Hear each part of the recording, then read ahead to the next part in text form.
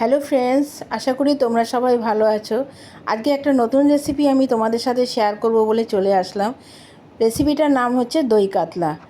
তাহলে দেখে নাও এই রেসিপিটা আমি কিভাবে তৈরি করছি। প্রথমে আমি মাছগুলোতে নুন হলুদ মাখিয়ে নেব। এরপরে কড়াইতে তেল দিয়ে মাছগুলোকে আমি এক এক করে ভেজে তুলব। দেখো আমি নুন হলুদ মাখিয়ে নিয়েছি। এবার কড়াইতে তেলটা যখনই গরম হবে তখন আমি এক এক করে মাছগুলোকে ভেজে তুলব। মাছগুলো একটু লাল লাল করে ভেজে নেবে। এটা কাতলা রুই যে কোনো মাছ দিয়ে তোমরা বানাতে পারো। তোমরা বাড়িতে অবশ্যই একবার ট্রাই করো। গ্যাসের আঁচটা কিন্তু আমি খুব একটা বাড়াইনি, আমি কিন্তু মাছগুলোকে ধীরে ধীরেই ভেজে তুলেছি। এবার মাছগুলোকে ভাজতে ভাজতে আমি একটা মশলা তৈরি করে নেব। তোমরা কিন্তু আমার রেসিপিগুলো দেখে কমেন্টস করতে ভুলে যেও না।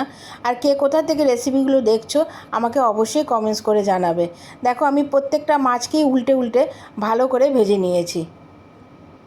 এবার যে মশলাটা তৈরি করব সেটা দেখে নাও আমি কি বানালাম। আদা, পেঁয়াজ, বেশ খানিকটা কাঁচা লঙ্কা, আর এর মধ্যে দিয়ে দেবো কয়েক কোয়া রসুন।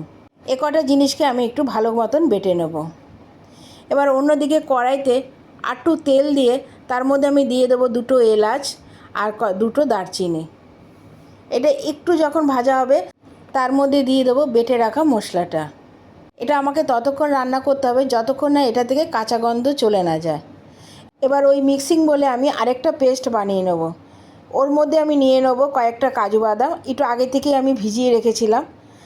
আর দিয়ে দেবো টক দই। টক দই তো অবশ্যই লাগবে, দই ছাড়া তো দই কাতলা হবে না, তাই দইটা আমার অবশ্যই দরকার। তবে দইটা কিন্তু খুব একটা টক ছিল না, তাই আমি এখানে প্রায় 2 চামচের মতন টক দই দিয়ে দিয়েছি। এবার এই টক দই আর কাজু বাদামের পেস্টটা একটু মিহি করে বেটে নিতে হবে। এদিকে দেখো কড়াইতে যে মশলাটা কষানো হচ্ছিল তার মধ্যে আমি দিয়ে দেবো সামান্য হলুদ আর আন্দাজ মতো নুন। এই দুটো জিনিস দেওয়ার পরে আমি দিয়ে দেবো একটা বড় সাইজের কুচনো টমেটো। এবার এই কয়টা জিনিসকে আমি বেশ খানিকক্ষণ রান্না করে নেব যতক্ষণ না এটা ভালো মতন কষে আসছে। টমেটোটাও দিয়ে দিলাম। টমেটোটা যতক্ষণ না গলবে ততক্ষণ কিন্তু আমার মশলাটাকে ভালো মতন কষিয়ে নিতে হবে, নাহলে কিন্তু এর মধ্যে একটা কাঁচা গন্ধ থেকে যাবে। এটা প্রায় 5-10 মিনিট আমি ভালো মতন রান্না করে নিয়েছি। এটা থেকে যখন সামান্য তেল ছেড়ে আসবে তখন বুঝতে হবে যে মশলাটা প্রায় কষানো হয়ে গেছে। তারপরে আমি দিয়ে দেবো কাজু বাদাম আর দইয়ের পেস্টটা। তোমরাও কিন্তু ঠিক এইভাবেই রেসিপিটা করো, এটা খেতে কিন্তু দারুণ হয় আর গরম ভাতের সাথে কিন্তু ভালোই লাগে। এবার এই সম্পূর্ণ জিনিসকে আমার প্রায় 15 মিনিটের মতন রান্না করে নিতে হবে।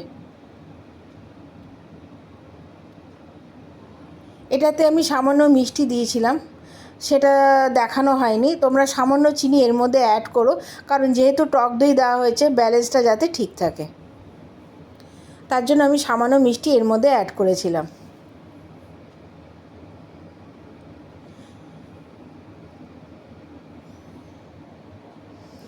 দেখে নাও এই সম্পূর্ণ মশলাটাকে আমি প্রায় 10-15 মিনিটের জন্য রান্না করে নিচ্ছি। এরপরে এর মধ্যে দিয়ে দেবো ভেজে রাখা মাছগুলো। মাছগুলোর মধ্যে ভালো মতন মশলাটা মাখিয়ে নিতে হবে।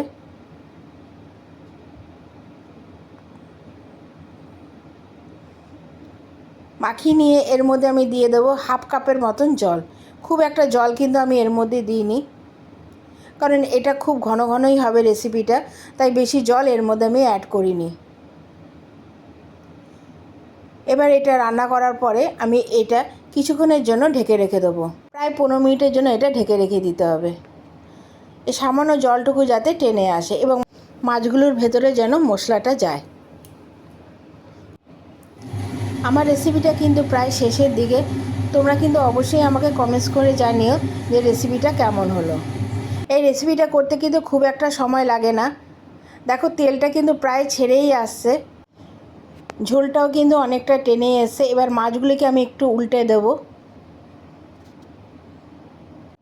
এরপরে নামানোর আগে আমি এর মধ্যে দুটো জিনিস আমি দিয়ে দেবো। প্রথমে হচ্ছে গরম মশলার গুঁড়ো, গরম মশলার গুঁড়োটা দিলে এটার টেস্টটা একটু বেড়ে যায়। এই গরম মশলাটা কিন্তু আমি বাড়িতেই তৈরি করে রেখেছি, যার জন্য এটার গন্ধটা কিন্তু একটু অন্যরকমই হয়। তোমরা বাড়িতেই বানিয়ে রেখো। আর দিয়ে দেবো 1 চামচের মতন ঘি। ঘিটা দিলেও কিন্তু এটার টেস্ট একটু বেড়ে যায়। আমার রেসিপিটা কিন্তু প্রায় শেষের দিকে। আমি কিন্তু মিনিট 2 রেখে গ্যাসটা বন্ধ করে দেবো। দেখো মাছটা থেকে কী সুন্দর তেল ছেড়ে এসছে। আমার রেসিপিটা যদি তোমাদের ভালো লাগে তাহলে একটা লাইক, কমেন্টস আর বন্ধুদের সাথে এটা শেয়ার করে দিও। আর আমার চ্যানেলটা অবশ্যই সাবস্ক্রাইব করে দিও। আমি আবার আসবো একটা নতুন রেসিপি তোমাদের সাথে শেয়ার করতে। আর আমাকে কমেন্টস করে কিন্তু অবশ্যই তোমরা বলো রেসিপিটা কেমন হলো। তোমরা ভালো থাকো, সুস্থ থাকো। আবার দেখা হবে। এখনের জন্য টাটা।